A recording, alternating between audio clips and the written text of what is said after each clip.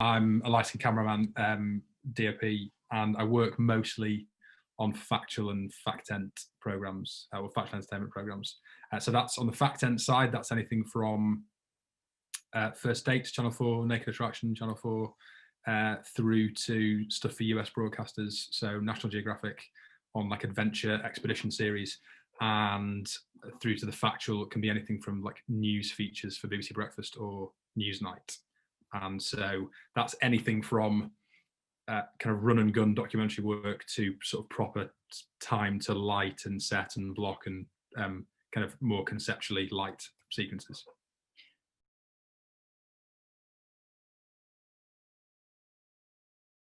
I'm always reluctant to use the word typical, because if you ask anybody in my position how they came to settle at the position that they're at, whether it's 10 years into their career like me or 30, it's never the same. So I would emphasize that point to start with. But there's a sort of typical route within factual and factual entertainment programs, which is that everybody starts as a runner. Runners do everything and help make things happen. And I took the very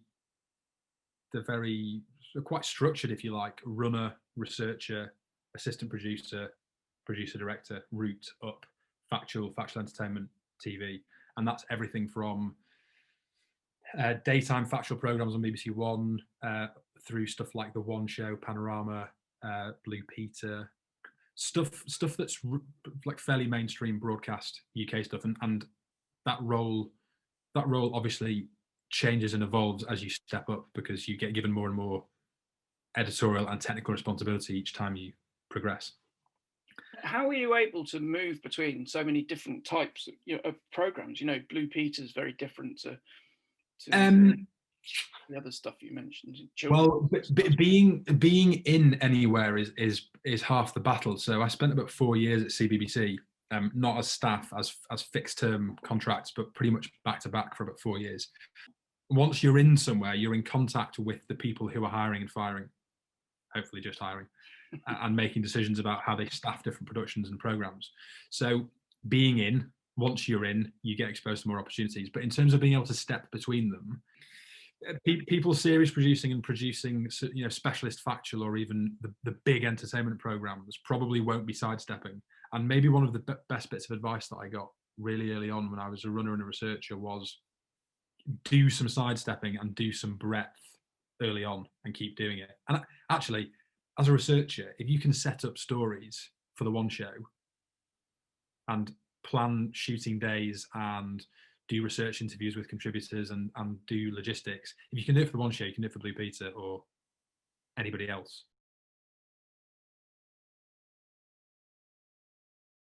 I knew that I wanted to make television. When I was at uni, I wanted to be a factual and docs director.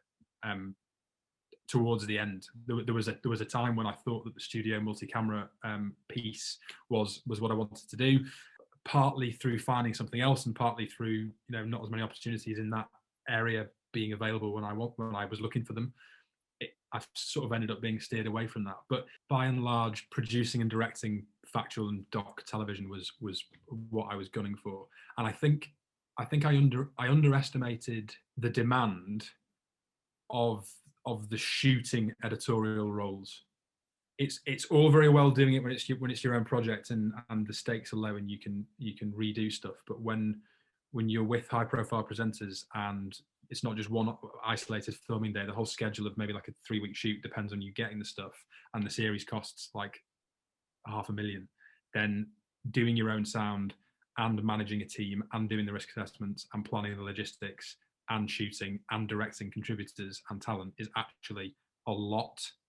Even if you're good at multi-skilling, even if you are very good at resource managing a team, it's a tall order and you need to want to do it badly. And I did want to do it badly and it was still a lot. So and that's not a bad thing, that's a good thing. I did it, I was directing BBC Two 7-8 o'clock hour slots by the time I was 28. But I worked very hard to develop the right professional experience editorially to get to that point, and also the right technical understanding both on the job and off the job, so that I was in a position to be able to apply for those things and take the opportunities. But am I doing what am I doing what I thought I would when I was at uni? Yes. I'm on a slightly different fork in that I don't think I would have guessed then that I would have forked away from the editorial and just gone down the image making, the image creation route. But very, very, very similar. Yeah.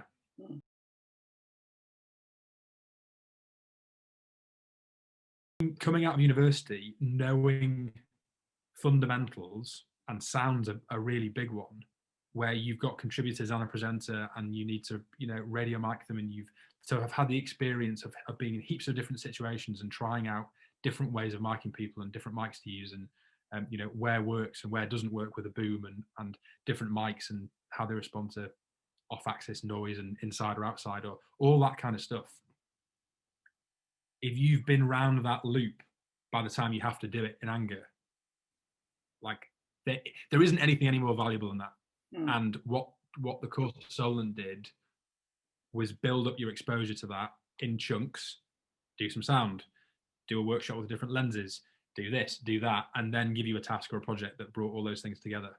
And if you've done it once, then, or if you've done it a handful of times already, then you're in a massively advantaged position.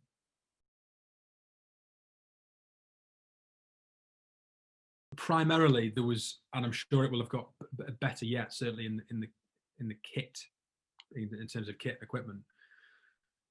There were people who were interested in people, in us students, yourself and the team, and there was access to resources that made learning valuable. So I think memories wise, there was a lot of opportunity, and that's in the form of the breadth of the I don't know whether you call it curriculum or what, but in the breadth of what was on offer in terms of teaching and instruction, both core stuff and stuff that you could opt into. There was both that, and there was an abundance of resources, both physical and instructional expertise. It was a great place to learn and a great place to make mistakes. As memories go, I think the stuff that we did in the big studio itself, the room was 315, I think. Yeah. See, memory's not that bad. It was only 8 years ago. The stuff we did in there, again, both core and sort of theatre performance stuff that we'd cover for other departments or other courses, or people that were coming to the university, Trevor Horn et al. That stuff gave us real world exposure to an environment that most of us would go on to work in some form, and it was exciting.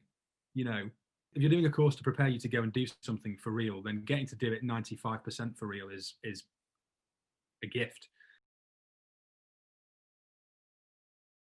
I knew when I was at school that I wanted to work in telly, even if I didn't know precisely at the time what role. And the university was high in its performance ratings for delivering success, learning success, and future employment success on the course that I went to look at. That's one thing, but I do think that anybody should go and visit places, and I mean this more broadly, probably both in Solent's favour and not. You can take stuff like that is on paper. Metrics will go quite a long way to determining where you should at least get a shortlist for, but you'll pick it off whether places feel right. And when I went to visit Southampton, I walked around, and various students and various instructors in different areas of the course talked to us briefly about different things, and I thought, this is somewhere that I want to spend time. So it was a combination of that. So you call that whatever you want, call it culture if you want, corporate culture, but a combination of the fact that it performed highly in the ratings, and it was clearly producing people who were ready to go and work, who were hitting the ground running in telly and in production more generally, which I know it still is. Because you've got to spend 3 years there. If you go look around somewhere or 4, depends what you're doing. If you go and look around somewhere and it's on paper the best place in the UK, but I think oh, this is bloody awful, and it feels like the kind of place that I wouldn't want to spend 10 minutes, then are you going to do well on the really good course if you don't like being there? Probably not. So culturally, from the minute that I looked around and walked through the door, I thought this is somewhere that I'd like to live and spend time, even though it's in the south.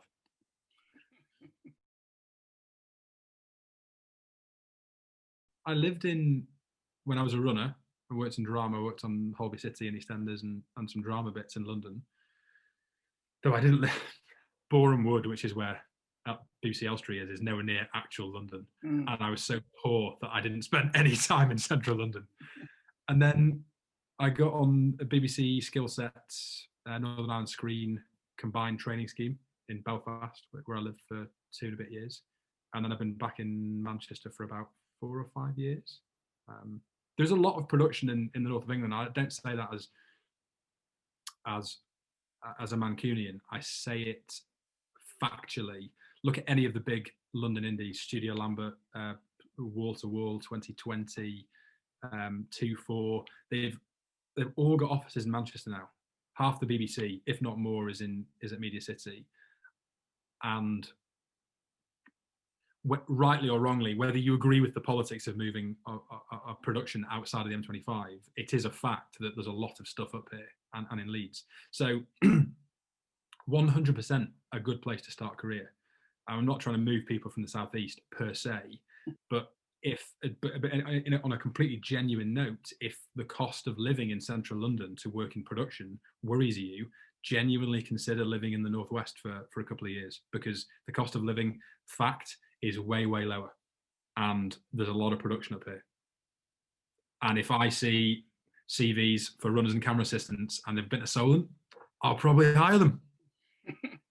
Or if it's not my decision, I'll recommend that somebody does hire them.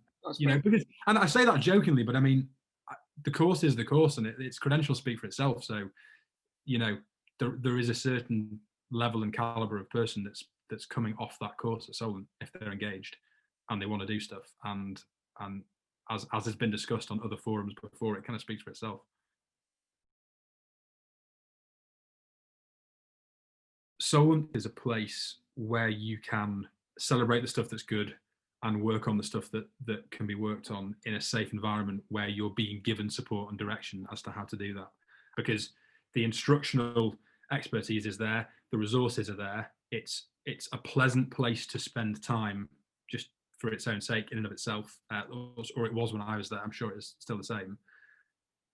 And you can do trial and error, and you can make mistakes, and you can learn, and don't be afraid to do that, because it is how you learn.